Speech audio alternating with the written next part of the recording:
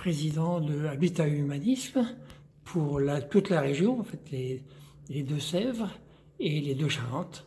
Donc aujourd'hui, c'était donc l'Assemblée générale. Ça s'est bien passé.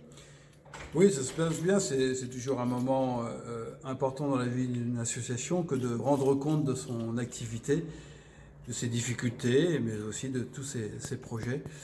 Et donc, voilà, c'est ce que nous avons vécu aujourd'hui.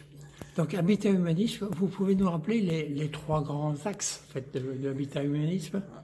Enfin, les grands axes d'Habitat Humanisme sont résumés dans le titre même de l'association. Habitat, c'est-à-dire de trouver des solutions de logement pour des personnes défavorisées.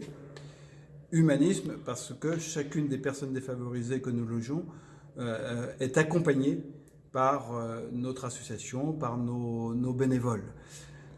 Et donc, nous nous efforçons de permettre à ces personnes-là de reprendre pied dans la vie, d'avoir un toit sur leur tête déjà pour les rassurer, pour pouvoir vivre à peu près normalement.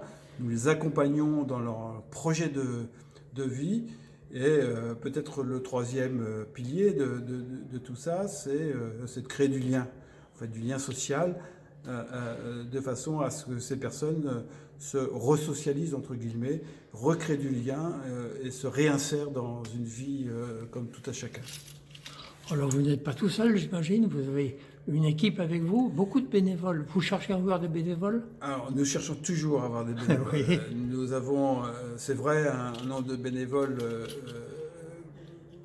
je ne sais pas comment le qualifier, conséquent, de 85-90 bénévoles, mais par rapport à nos projets qui sont importants, on a aujourd'hui en projet plus de 100 logements nouveaux dans des nouvelles résidences qui vont être réalisés dans les deux prochaines années, par rapport donc autant de publics, autant de familles à accompagner.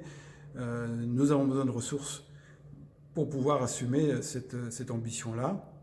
Les ressources financières sont une chose, les ressources techniques une autre, mais il nous faut de la ressource humaine, tout simplement des bénévoles prêts à s'investir pour permettre justement à ces personnes défavorisées de pouvoir, le moment venu, bénéficier de leur logement et surtout faire en sorte que ça permette d'une transformation dans leur projet de vie.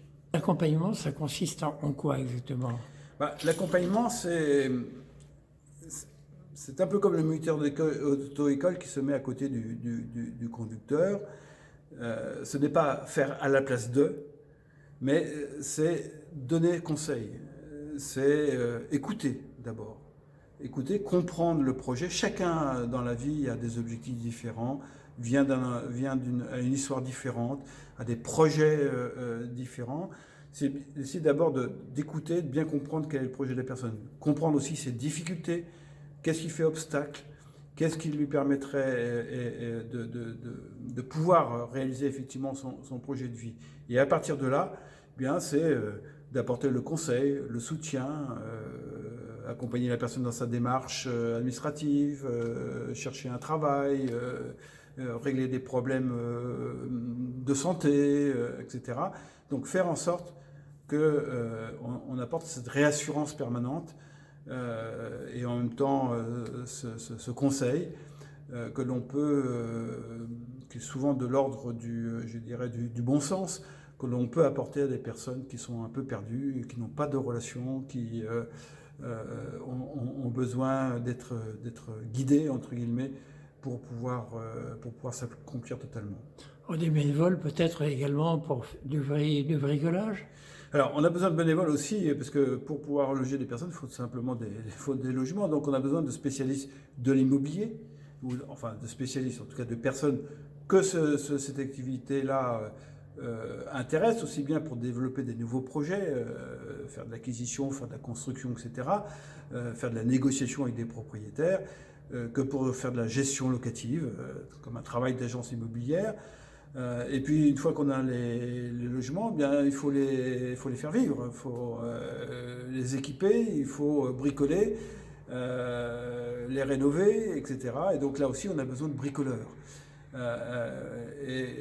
Et ces ressources-là, je dirais, il n'y a pas de limite, on n'a jamais assez de bénévoles pour faire face à tout ça et pouvoir faire en sorte que la machine fonctionne de façon totalement satisfaisante. Donc Habitat Humanisme recherche encore des bénévoles. Recherche encore et toujours. Et toujours. Comme toute association, c'est le bénévolat, ça va, ça vient, c'est normal. Par définition, chacun y apporte ce qu'il veut, ce qu'il peut. Et donc, il y a un renouvellement des ressources permanents à organiser et à faire vivre. Et donc, je profite de ces petites interviews pour dire, venez nous rejoindre.